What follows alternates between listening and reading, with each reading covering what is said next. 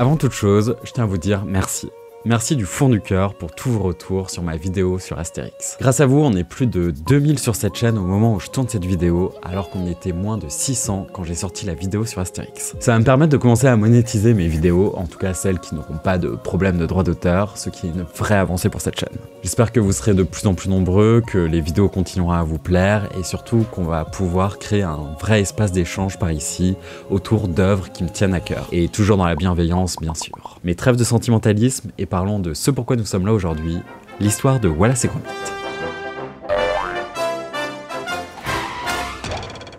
Avant de pouvoir parler de ces deux personnages mythiques, il faut remonter à 1972, qui marque la création du studio d'animation Aardman. Fondé par deux amis, Peter Lord et David Sprankton, ces derniers ont alors un seul rêve en tête, pouvoir produire leur long métrage d'animation. Mais il faudra qu'ils attendent encore quelques années. Le nom de la société vient de l'un de leurs premiers personnages, un super-héros créé pour une émission pour enfants de la BBC. D'après Peter Lord, Aardman ne signifie rien. Il s'agit juste d'une blague entre les deux fondateurs. Le nom vient d'une combinaison de Aardvark, mot qu'il trouvait particulièrement drôle, et de Superman. Et pour tous ceux qui, comme moi, ne savent pas ce que veut dire Aardvark, c'est le mot anglais désignant l'Oryctérope du Cap, un mammifère d'Afrique. En vrai, la traduction ne m'a pas trop aidé non plus, donc voilà à quoi ça ressemble. Retiendrons-nous cette info? Je ne suis pas sûr, mais vous pourrez pas me reprocher de ne pas avoir fait de recherche. Le studio Aardman va très vite se spécialiser dans la réalisation de films en pâte à modeler, le tout animé en stop motion, c'est-à-dire image par image. En 1977, la première star du studio fait son apparition dans une émission de la BBC, le personnage de Morph, un petit bonhomme qui deviendra absolument mythique pour Aardman. La société commence alors à bien fonctionner grâce à diverses commandes pour la télévision, la production d'un certain nombre de courts-métrages et la réalisation de publicités et de clips, dont un pour Nina Simone s'il vous plaît, ou encore pour le titre Sledgehammer de Peter Gabriel, qui leur a valu plusieurs prix et distinctions. Leur création se démarre grâce à leur maîtrise du stop-motion, mais également par un ton absurde prononcé. Impressionné par leur travail, un certain Nick Park, alors étudiant à l'université, décide de faire un film de fin d'études en pâte à modeler. Il souhaite raconter l'histoire d'un inventeur naïf qui est fou de cheddar et qui s'apprête à créer une fusée dans sa cave. Et pour l'accompagner dans ses aventures, qui de mieux qu'un fidèle ami, un chat. Mais en voyant la complexité à modéliser un chat en pâte à modeler, il se rabat finalement sur un chien. Et c'est ainsi qu'est né le duo mythique Wallace et Gromit. Nick Park fait venir ses idoles Peter Lord et David Sprankton dans son université pour leur faire découvrir son travail. Subjugués par l'univers de Nick Park et voyant le projet faramineux dans lequel il s'est lancé, les deux fondateurs d'Aardman lui proposent leur aide pour finaliser son film. We had a big Channel 4 project to do. I mean, we needed Nick and a couple of others to help us make this piece. And we said, look, you're never going to finish your film school. We've now been there 5 years, for heaven's sake. You've shot about 6 minutes of it, a 30-minute film. Why don't you bring your sets down and your camera? We'll talk to the school about this. Help us make this film, and we'll help you finish. You know, with the people that we had, model makers. I did some lighting with him, and just help him finish the film because we thought it was going to be a lovely piece. Et ainsi, 6 ans plus tard, Nick Park réussit à accoucher d'une grande excursion, la première aventure de Wallace et Gromit. Avant d'aller plus loin, je préfère vous prévenir qu'on va parler en détail de chaque film, donc si vous voulez pas vous faire spoiler par tel ou tel film, je vous invite à vous référer au timecode disponible en description. Dans le film d'une vingtaine de minutes, l'inventeur Wallace et son fidèle chien Gromit sont à court de fromage. Gromit, tu as raison. Nous allons chercher du fromage là où il y a du fromage, c'est d'accord. Ils décident alors de partir sur la Lune qui, comme tout le monde le sait, en est entièrement composée. Nick Park avait l'intention de faire de Gromit un chien parlant, mais alors qu'il commence à filmer, il prend conscience que Gromit peut dire beaucoup sans prononcer un mot. Wallace et Gromit, c'est avant tout un thème musical composé par Julian Nutt, et franchement ça envoie. J'ai vraiment la profonde conviction que cette musique joue beaucoup sur la personnalité de nos deux héros, comme si on avait inconsciemment un affect supplémentaire pour eux grâce à ce morceau. Ce premier film est pour moi le plus poétique de tous. Je trouve ça magnifique comme idée que de fabriquer une fusée pour aller chercher du fromage sur la Lune uniquement à cause d'un frigo vide. Le design des personnages n'étant pas encore complètement définitif a un certain charme. Les mains de Wallace sont plus grandes que sa tête. Il s'agit d'une particularité que l'on retrouve chez tous les personnages de cet univers.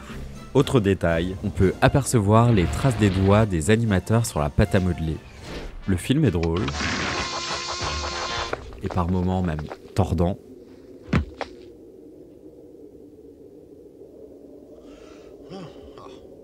Leur fusée fait évidemment écho à celle de Tintin. De petits détails comme le nain de jardin sont déjà présents dès ce premier film. L'animation est certes belle, mais même impressionnante par moments.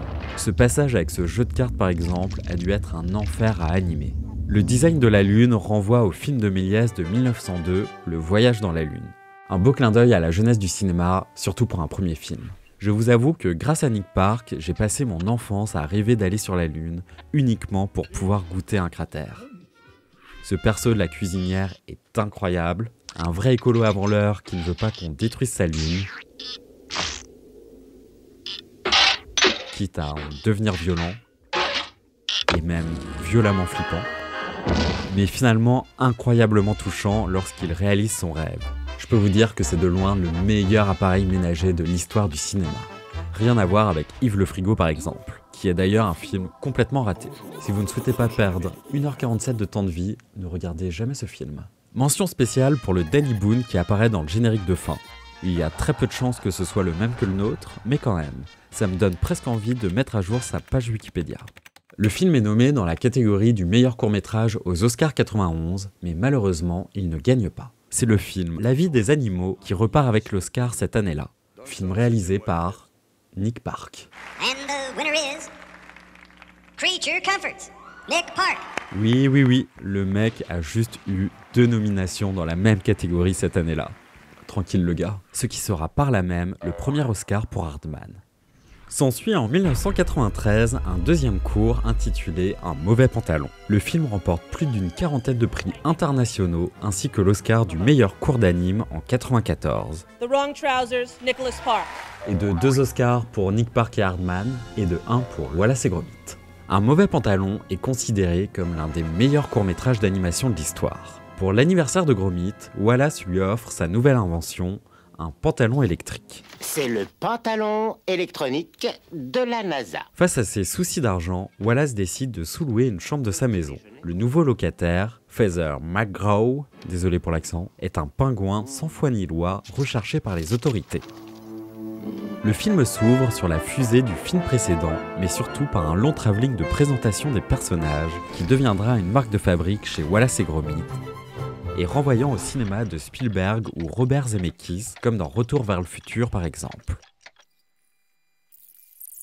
Nos 2 personnages ont enfin leur design définitif dans ce nouveau film, et Wallace a changé de voix française, ce qui change radicalement sa personnalité. Ah, c'est vraiment trop aimable. Ah, quelle gentillesse. Mettons le cap sur la ferme de Sir Shelton, c'est un spécialiste, il nous donnera son avis. Adieu Francis Lax, welcome Gilbert Lévy. Alors qu'en version originale, c'est à nouveau Peter Sellis qui prête sa voix et qui restera jusqu'à aujourd'hui le seul interprète à incarner Wallace en version originale.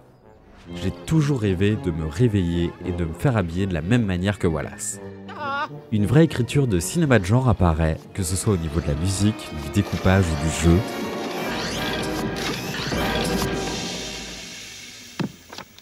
Pour Gromit, tendrement Wallace. C'est le retour des nains de jardin. Wallace et Gromit, c'est dans chaque film des tapisseries exceptionnelles. C'est quelque chose qui m'a beaucoup inspiré dans mes propres films, comme dans Les Boules de Noël d'Erotoman par exemple, Everest, ou encore dans mon format court Première Nouvelle. Mais on se refera un point tapisserie un peu plus tard dans la vidéo. C'est un bonheur de regarder Wallace et Gromit pour ce genre de plan par exemple, ou encore celui-là. C'est fou à quel point un pingouin peut être flippant, pour ne pas dire démoniaque. C'est sans doute un des méchants les plus réussis de tous les temps. Même si lui est très cool aussi, j'admets. Gromit me fend le cœur dans ce film, tout ça à cause d'un satané pingouin. Mais quel détective de compète. Vous savez désormais qui a rendu célèbre les cirés jaunes au cinéma. Bon, même si en réalité c'est une référence à Chantons sous la pluie. En tout cas, si vous souhaitez que votre chien ait l'air d'un con dans la vraie vie, vous pouvez acheter le même que celui de Gromit sur le site officiel de la licence. T'entends, non ? Ce passage résume pour moi toute l'ADN de Wallace et Gromit.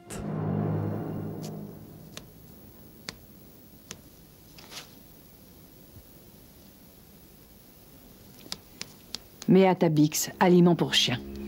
Vers la fin du film, on peut se demander si le pyjama pantalon est une référence à Obélix. Je n'y crois pas une seconde, mais ça me fait plaisir de penser que si quand même. J'adore ces musées où il y a réuni dans une même et seule pièce toutes les choses qu'on peut retrouver dans tous les différents musées du monde entier. Des armures du Moyen-Âge avec des squelettes de dinosaures et des momies. La base. On surkiffe l'armure pingouin juste là. Voilà, ça aurait sûrement fait un moins bon détective que Gromit. Dieu du ciel, c'est vous! Il n'y a pas plus efficace que ce genre de discussion. Et comment ne pas souligner ce final exceptionnel sur le train électrique de Wallace et Gromit qui traversent leur maison. Les idées fusent dans tous les sens et quelle prouesse d'animation. N'oublions pas qu'il s'agit de stop motion. La seule fois où j'ai essayé de faire du stop motion, ça ressemblait à ça. Autant vous dire que je n'aurais jamais été embauché chez Aardman. Le pingouin se fait naturellement arrêter et Nick Park ironise bien sur ce que sont les zoos. Bienvenue au zoo. Ce film est tout bonnement exceptionnel et à voir au moins une fois dans sa vie. Et une petite pensée pour Danny Boone, qui ne fait malheureusement plus partie du générique de fin dans ce second film. En 1995, Nick Park est de retour avec Rasé de près, le troisième court-métrage réunissant Wallace et Gromit à l'écran, qui, sans surprise, remporte l'Oscar du meilleur court-métrage en 96. And the Oscar for Best Animated Short Film is presented to... Jackie, can you read that?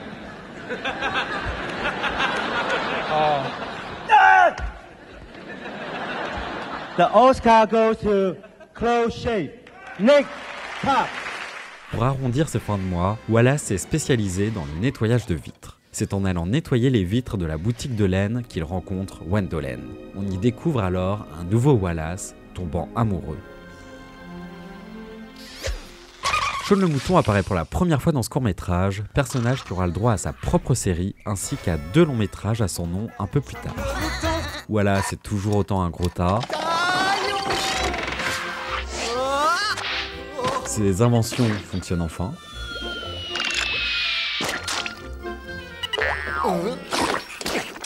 Oui, enfin... J'ai toujours rêvé de pouvoir pénétrer la Batcave, tout comme la Wallace et Gromit Cave qui a l'air tout aussi charmée. Saluons les nains de jardin au passage. Le chien de Wendolen est un vrai méchant. Et si ces films fonctionnent aussi bien, je pense que c'est parce qu'il y a de réels antagonistes à chaque fois. Shaun est vraiment trop mignon, je comprends qu'il ait eu le droit à ses propres films. Il va falloir te laver. Wallace, lui, est tout de même vachement calme lorsqu'il découvre que c'est lui qui a mis sa maison dans cet état. Moi perso, j'en aurais fait un méchoui direct. Wallace sait vraiment bien réagir face aux situations de stress. Fais quelque chose, Gromit! À noter que c'est lui qui trouve et donne son prénom à Shaun. Nous l'appellerons Shaun, hein? Cette scène résume très bien la relation entre Wallace et son fidèle Gromit dans toute sa complexité. Je n'y suis pas allé de main morte.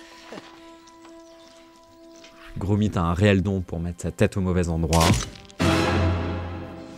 Ce qui le conduit en prison, où l'on peut voir écrit sur un mur « Feather McGraw était ici ». Il s'agit du prénom du pingouin d'un mauvais pantalon. Mais Wallace c'est tout de même un vrai pote et vient le sortir d'affaires. S'ensuit une course-poursuite d'anthologie avec un sidecar volant, une pyramide de moutons et une attaque de porridge. Avant un final où nous découvrons que le chien de Wendolen, l'amoureuse de Wallace, n'est autre qu'un cyber-bulldog, ou robot-tueur si vous préférez. Heureusement, Shaun fait le taf.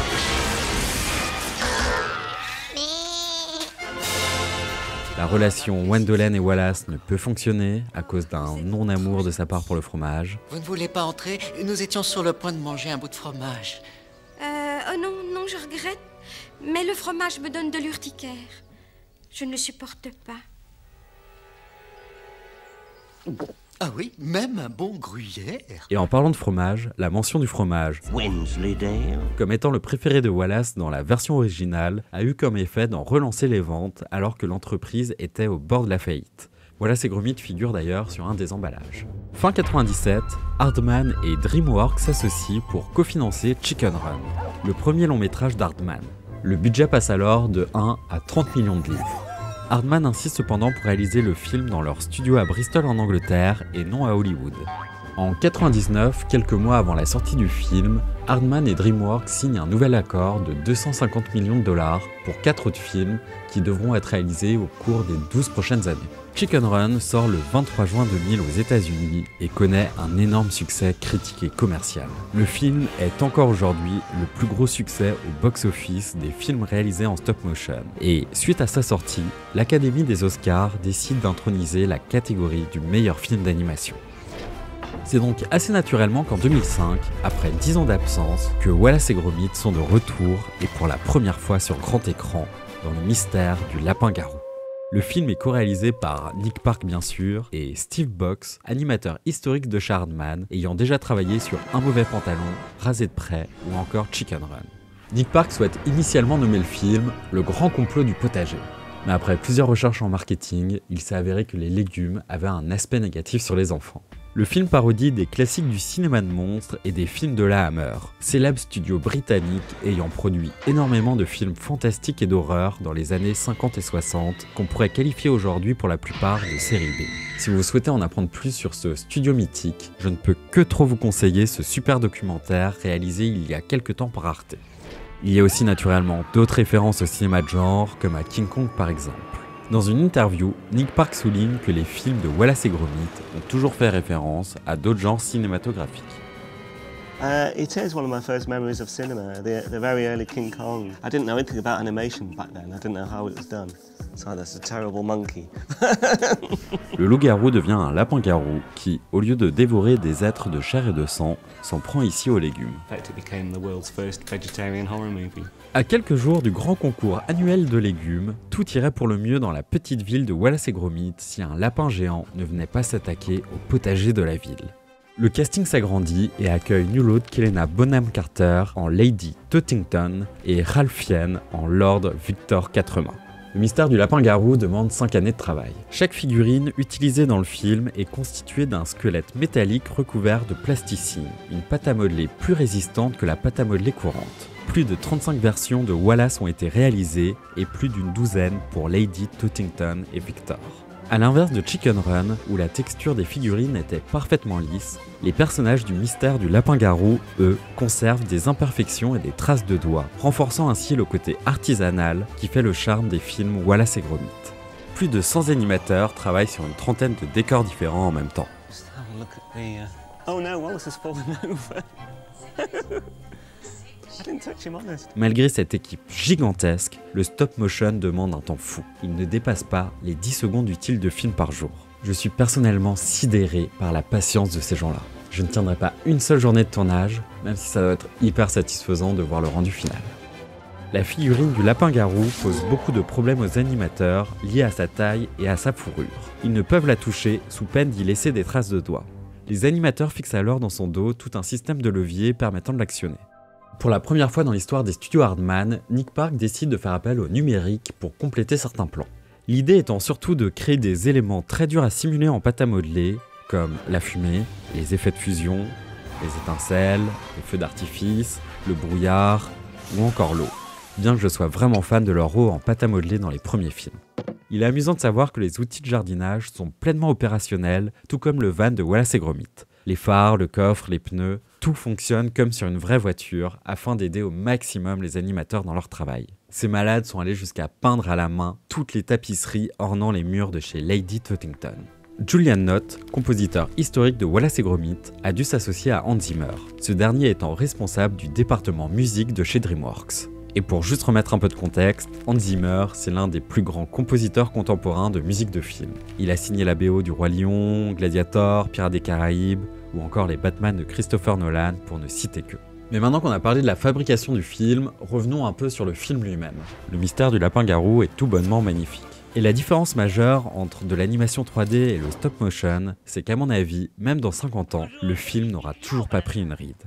Mention spéciale pour tous les génériques et titrages de chacun des films Wallace et Gromit, qui sont à chaque fois super graphiques.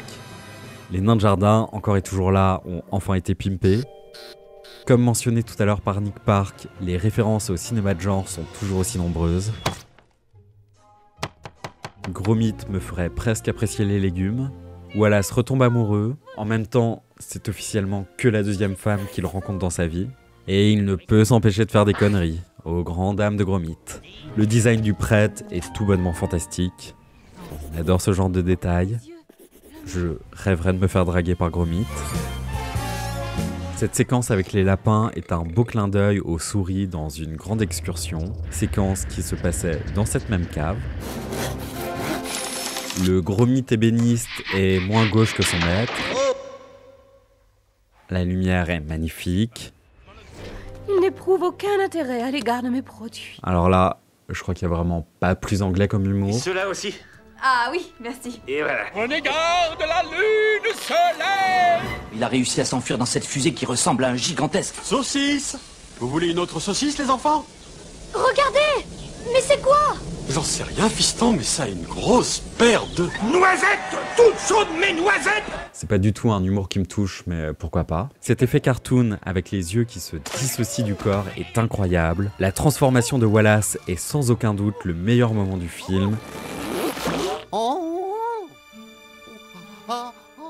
Suite à ça, Victor Quatremain n'a plus qu'un seul but, tuer le lapin-garou, ou Wallace. Il ne porte ni l'un ni l'autre dans son cœur, à vrai dire. Vous saviez que c'était Wallace que vous chassiez? Eh bien, soit. C'est en effet ce misérable idiot. Il y a un beau clin d'œil à Raser de près, et un autre là à une grande excursion au passage. Les regards cam de Gromit m'avaient manqué, et puis évidemment, il n'allait pas oublier de faire une petite ref à un mauvais pantalon, avec notre pingouin préféré caché juste là. Wallace finit par s'en sortir grâce au fromage. Du cheddar? Et Gromit, lui, ramène la carotte à la maison. Allez les bleus, allez. Lady Tottington a quasiment les mêmes tenues que Catherine Deneuve dans le 4e Astérix live action, mais là, c'est en pâte à modeler, donc ça passe. Et Wallace repart à nouveau célibataire. Le mystère du lapin-garou est un succès critique et commercial dès sa sortie et remporte un grand nombre de prix, dont l'Oscar du meilleur film d'animation, ce qui en fait le deuxième film de DreamWorks à le remporter après Shrek en 2002. Moins d'une semaine après la sortie en salle de Wallace et Gromit, un grave incendie se déclare dans un entrepôt de stockage d'Aardman, détruisant plus de 30 ans de décors, maquettes et accessoires. L'incendie n'a heureusement pas impacté les projets en cours. Une panne électrique serait à l'origine de l'incendie. Un grand nombre de décors d'origine de Wallace et Gromit ont brûlé. Tous les personnages de Chicken Run sont eux aussi partis en fumée. Called in at work this morning and they on the one hand gave wonderful news about how well the film was done in America over the weekend. At the same time, I was given this terrible news that with all our sets from the past 20 years have gone up in flames. Peu de temps après, courant 2006, rien à voir avec l'incendie, Aardman et DreamWorks décident de rompre leur contrat. En 2008, Aardman sort un nouveau court-métrage Wallace et Gromit intitulé Sacré Pétrin. Et merci YouTube, car je n'avais jamais vu ce court-métrage. Wallace et Gromit viennent tout juste d'ouvrir une boulangerie lorsqu'un tueur mystérieux se met à attaquer tous les boulangers de la ville. Pour la première fois, le film ne s'ouvre pas dans la maison de Wallace et Gromit. Gromit est sans aucun doute le chien le plus exploité de l'histoire. Ça, c'est l'humour que j'aime. Wallace croise à nouveau une femme et tombe in love. Soulignons au passage que c'est un sacré artiste. Il aurait de quoi envoyer un CV chez Aardman. Ah, les nains de jardin sont là, tout va bien. On peut voir l'avis de recherche d'un pingouin collé sur le mur du zoo au début du film. Il s'agit sans aucun doute de notre pingouin préféré. Il y a de la référence dans tous les sens, aussi bien à Ghost qu'à Citizen Kane, Psychose,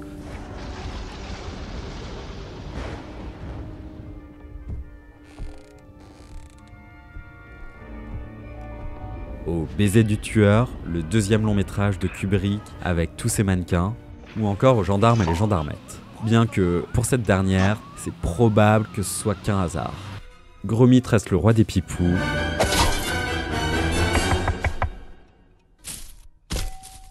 Et continue à enquêter à la perfection. Quand je vois ça et toutes leurs inventions, je me dis que quand même, j'aimerais vraiment pas être leur voisin.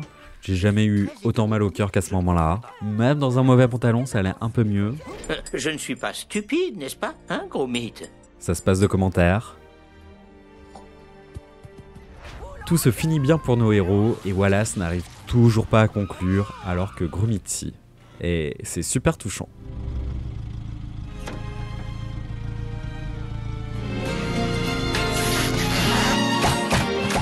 Le film est nommé aux Oscars en 2010, mais passe à côté de la récompense cette fois-ci. L'Oscar étant remporté cette année-là par Logorama, court-métrage réalisé par 3 Français. Cocorico. Alors que les longs métrages Aardman s'enchaînent, Souris City, qui d'ailleurs est leur premier film entièrement en 3D, Mission Noël, Les Pirates, Jaune le Mouton 1 et 2, Crowman, Wallace et Gromit, eux, continuent à régulièrement apparaître dans 2 séries de 10 courts-métrages de 2 minutes environ, datant de 2002 et 2010. Il s'agit de mini-sketchs autour d'inventions de Wallace, toutes plus farfelues les unes que les autres. Et quel plaisir de les retrouver. Pour les curieux, tous les épisodes sont visibles sur leur chaîne YouTube.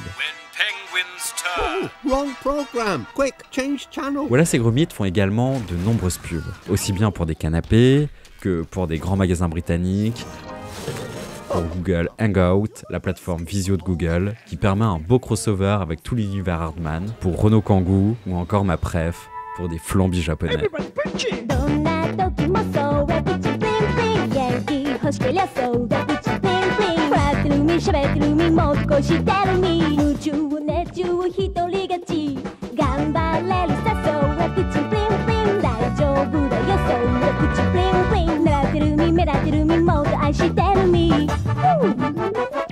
Putain, j'adore la pub. Merci la thune pour tout ce non-sens. Les personnages ont aussi donné lieu à plusieurs adaptations en livres, jeux vidéo, ont un manège à leur nom et ont même rencontré la reine.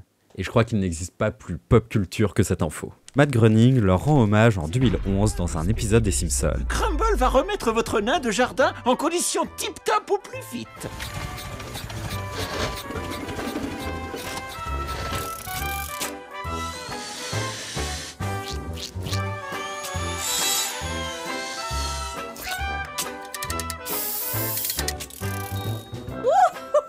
Il est comme un sou neuf. Vous prendrez bien 2 doigts de thé, un nuage de lait et un petit sandwich au fromage noir. Un sandwich au fromage noir est fait par une femme aussi douce main. Et Nick Park lui-même est venu se doubler dans l'épisode. Good luck, Mr. Park. There'd be no shame in losing to you. Oh, that's very sweet of you. Thank you for saying so. Ah! No worries. I'll just stick them back on. I'm more clay than man now. Et ça claque à fond. Hardman est le premier à faire plein de références à ses propres films. Et ayant réalisé un court-métrage qui se passe en partie sur la Lune il y a quelques années, je n'ai pas pu m'empêcher de leur faire un petit clin d'œil également. Les fan-films et créations sur internet autour des 2 personnages sont infinis, mais on va pas se mentir, c'est plus ou moins réussi. Et il y a aussi pas mal de choses assez badantes. En 2017, Peter Sellis, qui a prêté sa voix à Wallace depuis le tout premier film, s'éteint. Le 20 janvier 2022, Netflix a annoncé dans un tweet le grand retour de Chicken Run pour 2023, ainsi que celui de Wallace et Gromit dans un nouveau long métrage dont la sortie est prévue sur la plateforme pour 2024, et qui, tradition oblige, sortira aussi sur la BBC avant d'arriver sur Netflix. Et ça, quasiment 20 ans après la sortie en salle du Mystère du Lapin-Garou. Pour l'occasion, Nick Park retrouvera le directeur créatif de Wallace et Gromit et Mark Burton, chargé des dialogues et de l'écriture du scénario sur Madagascar et qui avait déjà participé au Mystère du Lapin-Garou. Y a pas à chier, vous êtes quand même fort Netflix. On n'en parle peut-être pas assez, mais Wallace et Gromit est avant toute chose une belle ode à l'amitié. Bien que souvent en désaccord, il n'y a pas plus uni que ces 2 êtres. La pâte à modeler, elle, a un rendu tellement palpable qu'elle renforce à mon avis notre proximité avec les personnages. Le tout saupoudré d'un humour so british, et franchement ça régale.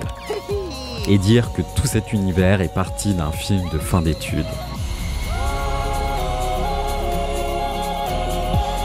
Merci pour tout Nick Park.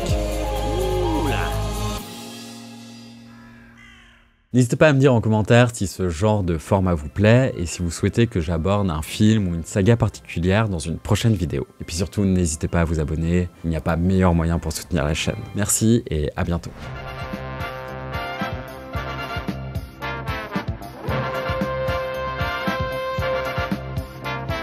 Et aussi maintenant, bonne soirée.